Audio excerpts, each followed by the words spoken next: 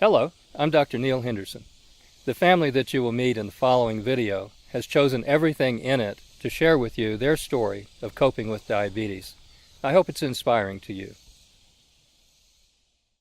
Om Mani Padme Hum. Om Mani Padme Hum. Om Mani Padme Hum. Om Mani Padme Hum. Om Mani Padme Hum. For more than 60 years, I've had a blessed life, full of foolish, exciting adventures, and my daughter Kirsten, now in her 30s, had shared many of these good times with me, in spite of having type 1 diabetes since she was 8.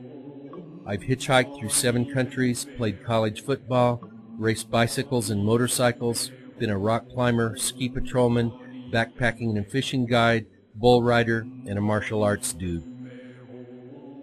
When we learned that my blood type was best for a kidney transplant for Kirsten, it brought jitters. What about my own life expectancy? What about all the adventures I love so much? They're at the center of my life. Things were about to change for keeps, I feared. They did the transplant on a snowy November day in 2000. The next morning, I woke up feeling invisible and still pretty much bulletproof. The laparoscopic procedure, still fairly new at the time, had been almost pain-free, and I was already up and walking. I wanted to see Kirsten. She was, I figured, probably in the next room or something, healing up fast like me. She's still not too comfortable, the nurse said. We're going to keep her in intensive care for a while. It turned out that she had an undiagnosed infection and the new kidney hadn't kicked in yet. A week later, it was the same story. And a month later, it didn't help to remember the words of the 2 Ecuadorian healers who had stayed up all night with me doing a ceremony with water and candles. It will be hard for her, one of them had predicted with a grim face at dawn, but she will live. For 7 months she stayed in that hospital, having 5 major surgeries, 4 biopsies, and more suffering than most of us have ever seen. When they called it off, we asked them to send the kidney to New Mexico.